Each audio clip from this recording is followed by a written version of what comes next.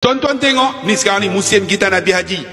Tengok dalam hadis kata apa? Al-umratu ila al-umrati kafaratul lima bainahuma. Nampak?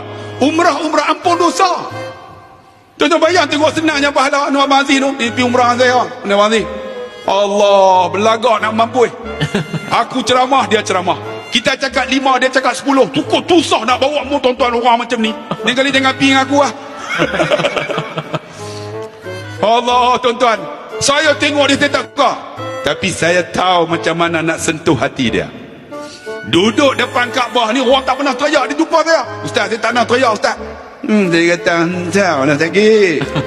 Saya pergi, saya doa, ya Allah, mana ada manusia tak ada dosa, ya Allah. Hidup ini, ya Allah, penuh dengan dosa. Ya Allah, ni sahabatku, ya Allah. Dia angkat tangan, ya Allah, ampun dosa dia, ya Allah. Abang Aziz, angkat tangan. Dia bangkal, ya Allah, ampun dosaku, ya Allah. Aku ada isteri, aku tinggal di rumah, ya Allah. Dia bini tak bawa. Ampun dosa aku, banyak dosa dengan bini aku. Rupanya takut bini.